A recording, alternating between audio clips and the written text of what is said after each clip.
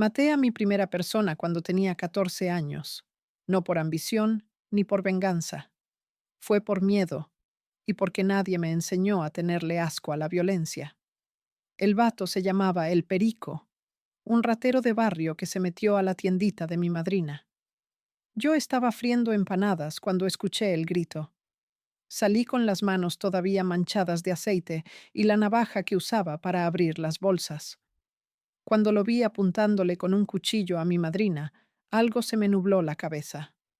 Solo recuerdo el olor a gas, el grito de ella, y después el chorro caliente de sangre manchándome la blusa. No lloré, no grité. Solo sentí una calma rara, como si hubiera hecho lo que tenía que hacer. Desde ese día supe que ya estaba jodida, que no nací para tener paz. Yo soy Lucero Guadalupe, pero ese nombre ya no me pertenece. En la calle me dicen la patrona, aunque ese apodo me lo gané a punta de balazos y cicatrices. Nací en Tepalcatepec, Michoacán, entre vacas flacas, tierra seca y maridos ausentes. Mi mamá vendía tamales y mi padre, quién sabe. Se fue al norte cuando yo tenía 3 años y lo único que dejó fue una foto deslavada con una sonrisa que no reconocí jamás. Crecí entre gritos, hambre y promesas que nunca se cumplieron. Desde chica entendí que ser mujer allá no vale mucho, a menos que sepas cómo mirar sin bajar la cabeza. A los 12 ya me sabía mover sola. Aprendí a leer las caras de los borrachos, a distinguir cuándo una patrulla venía por rutina y cuándo traía órdenes de levantar a alguien. A los 13 ya traía una pistola chiquita, una .380 regalada por un morro que decía quererme. Nunca supe si me la dio para protegerme o para sentirse dueño de mí. Pero esa pistola me salvó la vida más de una vez. Cuando la empresa empezó a reclutar gente del pueblo, nadie lo decía abiertamente, pero todos sabíamos quién controlaba el movimiento. Un día me buscó el primo de un conocido. Dicen que andas sin miedo, Lucero. Me pidió subir a una camioneta negra con vidrios oscuros. Yo sabía que podía ser una trampa, pero también sabía que si no me subía, seguiría viviendo de tamales y miedo. El que me recibió traía la camisa abierta y una mirada fría, de esas que no pestañean. Me observó despacio, casi con curiosidad. ¿Tú eres la que se aventó al ratero en el mercado? Asentí, tratando de no mostrar temblor. Sonrió. Tienes huevos, morra. Nos sirven mujeres como tú. Yo no comprendí del todo lo que significaba servir, hasta después, cuando ya no había vuelta atrás. La primera vez que me llevaron a la bodega, olía a gasolina y sudor. Había muchachos limpiando rifles, contando cargadores, y uno que otro con las manos encintadas, de castigo por hablar de más. Me dieron un trapo y un fusil, y me enseñaron a desarmarlo. Si decía que no sabía, me gritaban. Si me equivocaba, me golpeaban con la culata.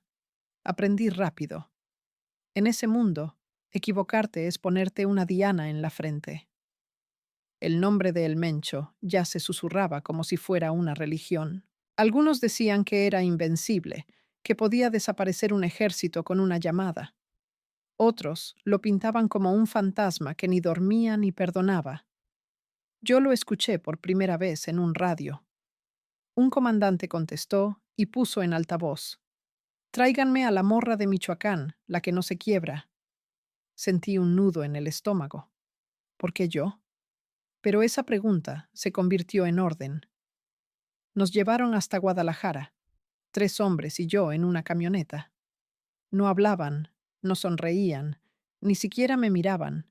Solo el ruido del motor, el calor y esa sensación en el pecho de que mi vida iba directo al abismo. Llegamos de madrugada a una finca rodeada de camionetas y guardias. Había música al fondo, risas, el olor a carne asada mezclado con el de la hierba y la pólvora. Me indicaron que bajara. Él estaba ahí, sentado, tranquilo, tomando café como si nada. Camisa blanca, pelo corto, mirada que te empuja al suelo. Cuando lo vi, entendí por qué todos le temían. No necesitaba gritar. Cuando habló, sentí que el aire se detenía. Así que tú eres la morrita que no le tiembla la mano. No contesté. Escúchame bien, me dijo. Aquí no hay hombres ni mujeres, solo los que sirven y los que estorban. Desde entonces dejé de ser lucero. Empecé a ser la patrona. Primero fui mensajera, luego cobradora, y poco a poco me gané mi pedazo de respeto. Cuando empecé a mandar hombres, entendí lo que era el poder. Todos te obedecen, pero ninguno te mira sin deseo o sin miedo. Aprendí a usar los dos a mi favor. Mi primera prueba de lealtad fue un hombre encintado a una silla, temblando. Me dijeron que era un traidor. Lo reconocí. Había sido quien me enseñó a limpiar el primer cuerno de chivo. Me temblaban las piernas. Uno de los jefes me dio una pistola y me ordenó hacerlo yo misma. Disparé 2 veces. El sonido fue seco, cortito. No tuve que mirar para saber que ya estaba muerto. Esa noche vomité, pero al día siguiente actué como si nada. Así se entrena el alma, matando lo poco que te queda de humano. Con el tiempo, los billetes empezaron a amontonarse. Compré botas finas, camioneta y hasta una casita para mi madre, aunque nunca le dije de dónde salía el dinero. Ella lo intuía, pero prefería callar. Decía que mientras no me mataran, todo estaba bien. Hasta que un día todo cambió.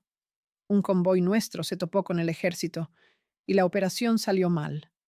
Hubo fuego, muertos, pérdidas. Me mandaron a rendir cuentas. Recuerdo haber entrado al cuarto, con las manos sudadas y el corazón golpeándome el pecho. Él estaba sentado, tranquilo, limpiando su rifle.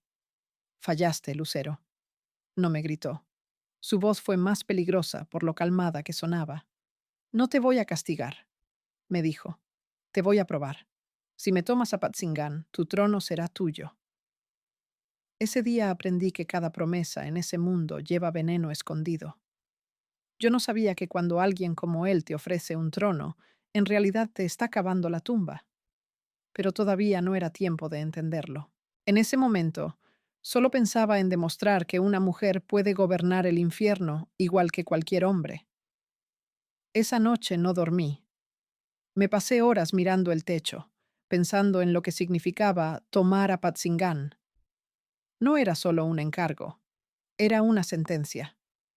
En ese mundo, cuando el mencho te pone los ojos encima, o lo haces brillar, o terminas en una bolsa negra. Pero la ambición me ganó al miedo.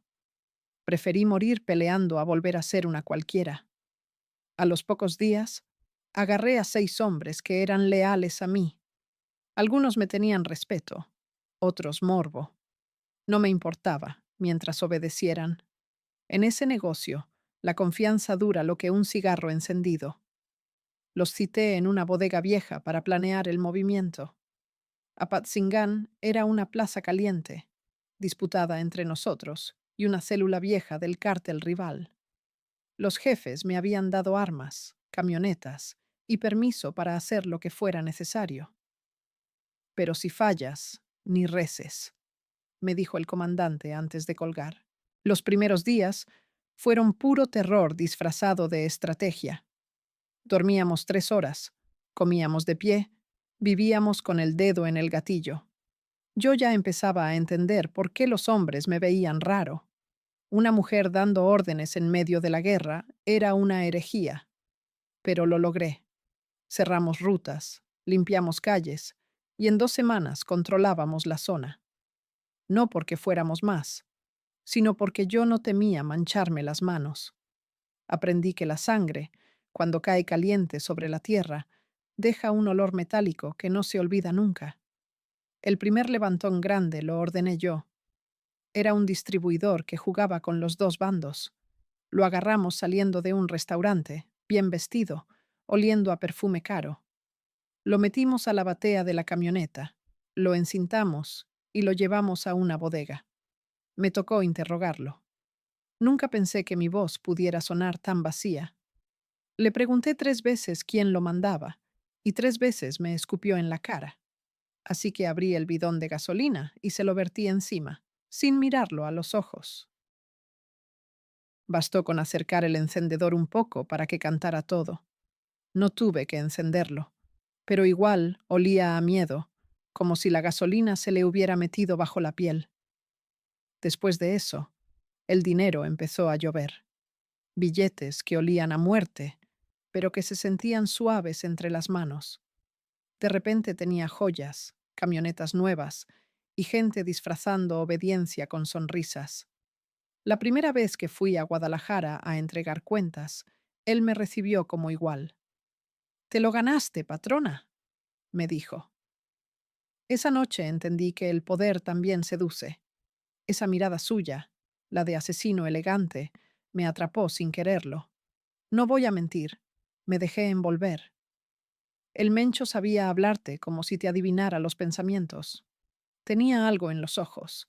Te hacía creer que estabas a salvo, justo antes de quebrarte. Me invitó a una de esas cenas donde el tiempo parece detenido. Había políticos, empresarios y 2 actores que yo solo había visto en la tele. Todos saludándole con respeto, sirviéndole copas, riendo sus bromas. Yo estaba ahí, con vestido nuevo y uñas pintadas, fingiendo no notar las pistolas bajo las chaquetas. En un momento, me tomó del brazo y me llevó al jardín. «Mírate, morra. ¿Quién diría que la niña del rancho iba a sentarse en mi mesa?» Me lo dijo medio burlón, medio en serio. Le contesté que todo lo que tenía se lo debía a él. Me miró fijo y dijo bajito: «Te lo ganaste tú, no yo». Y ahí lo supe. Me había convertido en parte del juego. No en su mujer, no en su enemiga, en su reflejo. Durante meses, comandé 3 rutas. Llevábamos cargamentos a Colima, Jalisco y parte de Guanajuato. Nadie se movía sin mi orden. Me decían la dama de hierro, y no me ofendía, me gustaba. Algunos hombres me probaron los límites y terminaron en la sierra, sin dientes ni lengua. Aprendí que el respeto no se pide, se arranca, que si sonríes, te pisan, y si miras con frialdad, te obedecen. Pero ese poder también trae ruido. La primera vez que vi a alguien matarme con la mirada fue durante una junta. Un capo viejo, de bigote canoso, no aceptaba que una mujer le diera órdenes. Interrumpió mi palabra y me llamó niña de rancho con suerte. No necesité gritar. Solo levanté el dedo y uno de los míos lo encañonó. No lo maté ahí, pero ese mismo día desapareció. La siguiente vez que supe de él fue por un video que me mandaron. Encintado, llorando, pidiendo perdón. Lo vi con calma, sin emoción, no por crueldad, sino porque cuando vives entre monstruos, aprendes a ser uno. Las fiestas eran otro infierno disfrazado. Se llenaban de música norteña, mujeres borrachas, cocaína y risas huecas. A veces llegaban narcopolíticos a brindar por la paz, sabiendo que al día siguiente íbamos a llenar otra fosa común. Me acuerdo una vez que llevaron a un grupo conocido a tocar. Cantaban corridos sobre nosotros, sobre mí. La patrona que manda con mano firme, decían. Yo solo me reía, pero por dentro sentía un vacío enorme, porque cuando te vuelves una historia, dejas de ser persona. Mi madre lo notó. Cuando la fui a ver, me miró con esos ojos cansados de siempre. «No duras mucho, hija», me dijo sin reproche. «Nadie puede con tanta sangre encima». Le dejé dinero. Le prometí que pronto dejaría todo, sabiendo que era mentira, porque en ese mundo no hay retiro, solo ataúd o cárcel. A veces me quedaba sola, con una copa y el arma en la mesa, preguntándome en qué momento me perdí. Me decía a mí misma que todo era por control, por orgullo, por demostrar que yo sí podía. Pero en el fondo sabía la verdad. Estaba adicta al poder, al respeto, a ver a los demás temblar cuando decía su nombre. Hasta que una noche, mientras revisaba los radios, escuché una conversación que no era para mí. Mencionaron mi nombre y luego la palabra relevo. En ese mundo, relevo significa muerte. No sabía aún si era orden de arriba o paranoia, pero fue la primera vez, después de años, que sentí miedo de verdad. El mismo miedo que tenía aquella niña que mató a un ladrón por instinto. La primera vez que me di cuenta de que estaba completamente perdida fue una madrugada. Afuera, llovía fuerte, y yo tenía frente a mí a 3 hombres encintados, colgados de unos ganchos de carnicería. Me acuerdo del zumbido del foco y del olor a cloro mezclado con sangre. Ya no sentía miedo, ni culpa, solo cansancio. Los muchachos me miraban esperando órdenes, como perros entrenados. Uno me preguntó qué hacíamos con ellos. Le dije que esperara, que quería verles los ojos antes. No por morbo, por costumbre. Porque en esos ojos siempre se ve el mismo reflejo, el de alguien que va a morir sabiendo que tú también estás muerta por dentro. En esos años mi nombre ya pesaba más que el mío propio. En las radios decían, la patrona ya cruzó el cargamento, la patrona ya limpió la plaza. Nadie recordaba que yo también tenía nombre, madre, miedo. Me convertí en una sombra con perfume caro. Vivía entre corridos dedicados a mí y órdenes de ejecución que cargaban mi firma. No existía diferencia entre ir a una cena con políticos o a una balacera. Las dos cosas olían igual a mentira. Las fiestas eran un espejismo. Llegaban artistas, modelos, futbolistas, incluso periodistas queriendo su exclusiva. Yo los miraba bailar, reír, y pensaba que todos estábamos en la misma droga, el poder. Nadie se salvaba. Todos querían algo. La mayoría vendía su moral por una foto conmigo, por una bolsa llena de efectivo o un beso en una mejilla que apestaba a pólvora. Había de todo: narcofiestas, carreras clandestinas, juegos donde el castigo era real. Una vez, en un rancho cerca de Tepic, uno de los jefes trajo a un grupo musical famoso, y cuando se cansaron de tocar, uno de los muchachos quiso pasarse de vivo con una bailarina. Terminé sacando la pistola y poniéndosela entre los dientes. Le dije, aquí todos valemos lo mismo, nada, así que guarda tu hombría si quieres seguir respirando. Todos aplaudieron, pero yo sabía que a partir de ese instante me iban a probar más. El horror dejó de ser noticia. Era parte del desayuno. Cada llamada que contestaba traía una historia nueva. Un jefe local que se había vendido, un convoy perdido, un cargamento interceptado. A mí me tocaba decidir quién vivía y quién desaparecía. Y a veces, aunque no lo crean, elegía darles una salida falsa, una huida. Porque entre tanto infierno, uno también se cansa de jugar a Dios. Una noche, uno de mis escoltas, un chavo joven, nuevo, me pidió hablar. Patrona, necesito irme. Mi mamá está enferma, me dijo. Lo miré largo rato. Yo también tenía madre, pero en ese mundo la compasión es debilidad. Sentí un nudo en la garganta, pero no podía permitir que los demás vieran flaqueza. Le puse la mano en el hombro y le dije que se fuera. Cuando cruzó la puerta, ordené que lo siguieran. Al día siguiente, me entregaron su credencial llena de sangre. Lloré, pero en silencio.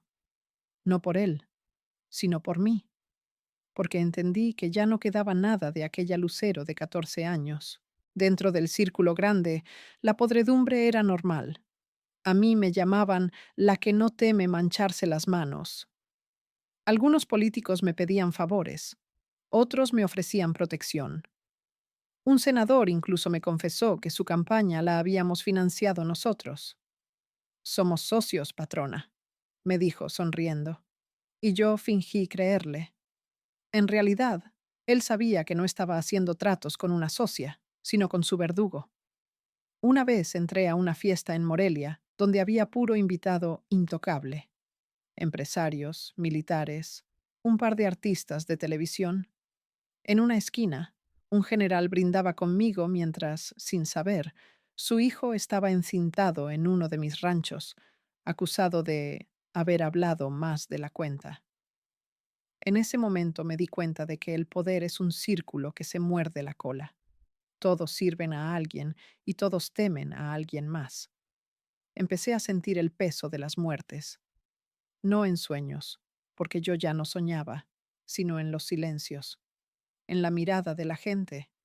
Cuando entraba a un pueblo, la gente bajaba la vista. Los niños se escondían. Una viejita una vez me bendijo, y eso me dolió más que cualquier bala, porque bendecir al diablo es señal de desesperación. Pero el poder también enferma. Me volví desconfiada, paranoica. Empecé a probar todo antes de comer, a no dormir 2 noches seguidas en el mismo lugar. Una vez mataron a mi chofer por haber usado mal el radio. Ni siquiera sabía lo que había dicho. Solo repitió mi ubicación en frecuencia abierta, y eso bastó para sentenciarlo. Después del levantón de ese día, yo misma me encargué de jalar el gatillo.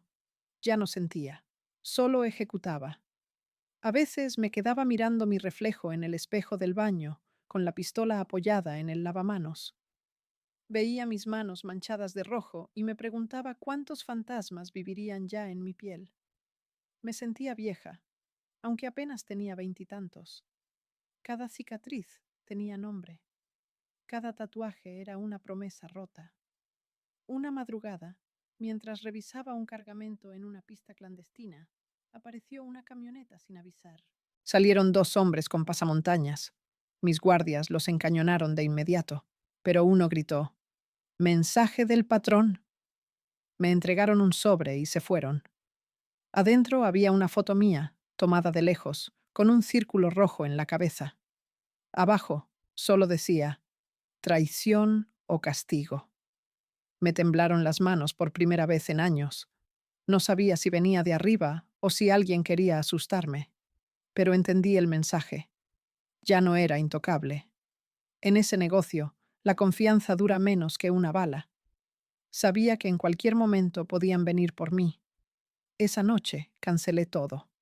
Me encerré en mi cuarto con la música a todo volumen, tomando tequila directo de la botella. Pensé en mi madre. Pensé en todas las veces que juré que saldría viva de esto. Pensé en él, en el Mencho, en esa promesa del trono. Y me di cuenta, el trono era la trampa.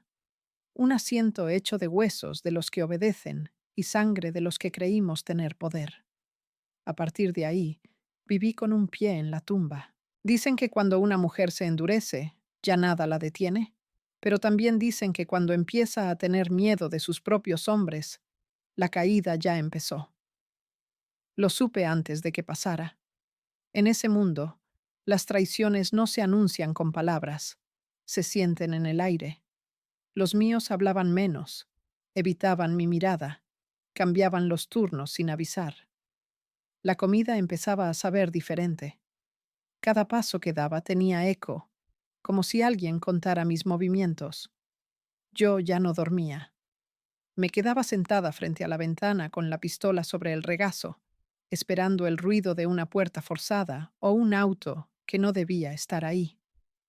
Una madrugada, mientras revisaba los radios, escuché lo que confirmaba mis sospechas. Una voz femenina, calmada, decía mi nombre en clave. «La reina del oeste está marcada». Así me decían entre ellos. No me hizo falta preguntar más. Ya me habían puesto precio. No entendía si era orden de él o si algún subalterno quería ganarse puntos, pero en cualquier caso, estaba sola. Traté de moverme rápido. Cambié los teléfonos, los guardias, hasta la ruta de las camionetas. Pero el cerco ya estaba hecho. Nadie respondía a mis llamadas. Los radios quedaban en silencio. Era como si me hubieran borrado del mapa. El primer ataque llegó en una brecha cerca de Aguililla. Íbamos solo 3 camionetas, y en cuestión de minutos estábamos cercados por hombres vestidos de negro, sin insignias. El enfrentamiento duró poco. Ellos sabían exactamente dónde y cuándo llegar. A mí me salvaron los reflejos, o tal vez la costumbre del miedo. Salí por un barranco, con las rodillas sangrando y la mandíbula apretada. Esa noche caminé horas, sola, sin radio ni escolta. El rugido de las balas se me quedó grabado en la cabeza como un zumbido. Cuando por fin llegué a un rancho, un viejo me dio agua y me dejó bañarme. Me miró con lástima y me dijo, «Ya sabes quién te entregó, ¿verdad?». Yo asentí sin mirarlo. Sabía que tenía razón.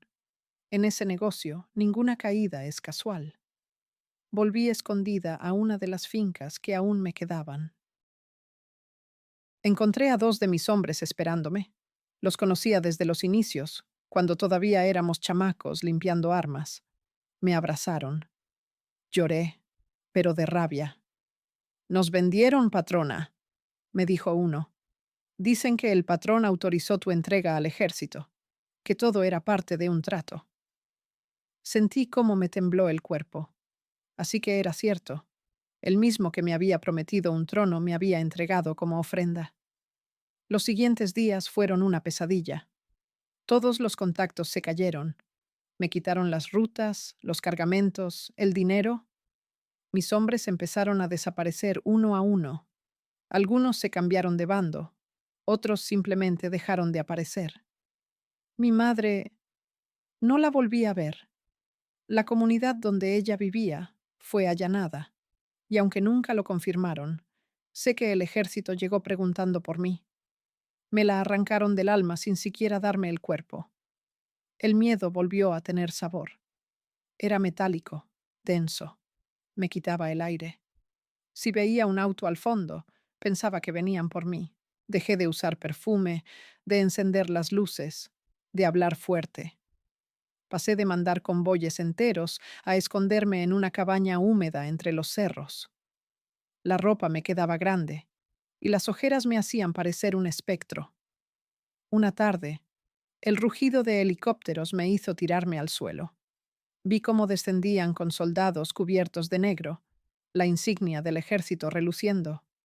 Tenía 2 opciones, huir o pelear. Y aunque sabía que no saldría viva, esa parte animal en mí todavía no entendía rendirse. Tomé el fusil, respiré hondo y abrí fuego. No sé cuánto duró. Solo recuerdo el olor a pólvora, el ardor del sudor en los ojos y el eco de las balas. Varios cayeron. Yo también recibí un disparo en el hombro, pero logré escapar por la parte trasera del rancho. Corrí entre la maleza, sangrando, con el cielo lleno de luces. Los perros ladraban, las radios chillaban, y yo sentía el corazón salirse del pecho. Me metí en un arroyo y seguí el curso del agua hasta quedar a kilómetros. Esa noche dormí bajo un árbol, temblando. Ya no era la jefa, ni la patrona. Era una sombra con el alma hecha pedazos. Mientras me desangraba, pasaban por mi cabeza las voces de todos los que había hecho callar, y entendí algo que antes negaba. El precio del poder siempre lo cobras tú misma, y con intereses. Me vi reflejada en el agua sucia del arroyo, apenas reconocible, y supe que la caída no era un hecho. Era una sentencia que llevaba años escrita. La herida se me infectó. Caminé cojeando por días, cambiando de escondite cada noche, sobreviviendo con lo que robaba. En uno de esos caminos encontré a un campesino que me reconoció. No me entregó. Me dio comida y un poncho. «No hay gloria que dure, mija», me dijo. «No más la culpa». Esa frase se me quedó tatuada en la mente, porque era verdad. Ya no quería dinero, ni respeto, ni venganza. Solo quería silencio. Pero ni eso me quedaba. El ruido de aquel nombre, la patrona, me seguía como un mal espíritu. Luego me enteré de lo peor. El Mencho había mandado la orden definitiva. Si la agarran viva, que hable. Si no, que no quede nada. Me cazaban como a una bestia. Los soldados por un lado, la maña por el otro. Un día, un dron me sobrevoló. A los pocos minutos empezaron los disparos. Corrí entre la milpa, la tierra explotando detrás de mí.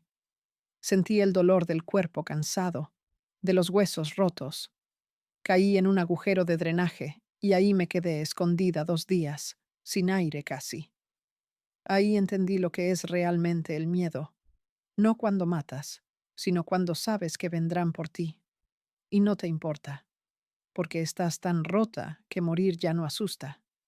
No sé cuántos días pasé escondida en aquel drenaje. Perdí la cuenta del tiempo. El agua me llegaba hasta las rodillas, los ratones me pasaban por encima, y el olor a podredumbre era tan fuerte que el cuerpo se me acostumbró. Tenía fiebre, la herida del hombro abierta, la piel pegada al hueso. Pensé que ahí iba a morir, sola, como una perra herida. Pero el destino, que siempre ha tenido humor retorcido conmigo, decidió dejarme viva un poco más. Una madrugada, escuché motores acercarse. No eran soldados. Los reconocí por cómo frenaron, con los faros apagados. Eran ellos, la gente del cartel. Venían despacio, como quien caza algo que todavía respira. Me quedé inmóvil, sosteniendo la pistola que ya ni podía levantar bien. Uno de ellos gritó mi nombre. Lucero, sal. No te queremos matar. El patrón dice que nomás quiere verte. El tono era suave, casi amable, pero yo ya conocía ese tipo de mentiras. Si salía, no quedaba ni el recuerdo de mí. Esperé hasta que el ruido se alejó. Cuando amaneció, logré salir por el otro extremo del drenaje, arrastrándome. Caminé entre matorrales, robé ropa de un tendedero y me escondí en la caja de una camioneta vieja que iba rumbo a la ciudad. Llegué hasta Zamora, sucia, desfigurada, irreconocible. Nadie miraba a la mendiga que pedía agua en la terminal. Nadie imaginaba que la mujer con los labios rotos había sido la patrona, la que una vez mandó a decenas al silencio. Encontré refugio en un barrio pobre, donde nadie preguntaba nada. La dueña de una vecindad me dejó quedarme a cambio de limpiar y cocinar. Me hacía llamar Luz, por costumbre. Durante meses viví entre sombras, mirando el mundo sin atreverme a tocarlo. Aprendí a callar, a no mirar a los hombres a los ojos, pero también aprendí algo que antes ignoraba. El castigo más largo no es la muerte, es tener que vivir con lo que hiciste. Por las noches escuchaba los helicópteros pasar lejos y me reía sola. Sabía que todavía me buscaban, pero ya no por justicia. Me buscaban por miedo, porque el simple rumor de que seguía viva les pesaba más que una tumba abierta. Algunos decían que me habían visto cruzar a Guatemala, otros que me escondía en la sierra. Nadie pensaba que dormía sobre un colchón viejo, bañándome con agua fría y rezando para que el olvido hiciera su trabajo. A veces soñaba con mi madre. En el sueño me peina el cabello como cuando era niña y me dice, «Mira lo que te hiciste, hija». Y yo solo le contesto, «Tú también me hiciste así». Porque es verdad. Allá de donde vengo, las mujeres aprenden a matar antes que a defenderse. Un día llegó un tipo flaco, con mochila, diciendo ser periodista. Me reconoció, aunque yo lo negué. Me ofreció dinero por contar mi historia. Primero lo corrí, pero esa noche no pude dormir. Pensaba que, si algún sentido tenía todo lo vivido, era contarlo. No para justificarme, sino para que alguien entendiera de qué está hecho este infierno. A la semana siguiente lo busqué. Te voy a contar todo, le dije. Pero no publiques mi ubicación. No digas que sigo viva. Di que esta es una confesión de una muerta. Y así empecé a hablar. Hablé de todo, de las noches sin sueño, de los cuerpos que cargué, de las promesas falsas. Lloré cuando mencioné a mis hombres perdidos, a los morros que me veían como madre y acabaron hechos polvo. El periodista apenas respiraba. ¿Por qué me lo dices ahora?, preguntó. Yo le contesté, porque ya solo soy conciencia, ya no existo, y la conciencia duele más que las balas. Con el tiempo, esa entrevista se perdió entre rumores. Algunos dicen que me entregué al ejército, otros que me mataron en la frontera. No importa. La verdad está aquí, en esta voz que retumba en una habitación vacía, hablándole a nadie. Yo ya no soy jefa, ni mujer, ni sombra. Solo soy memoria. Una memoria que arde.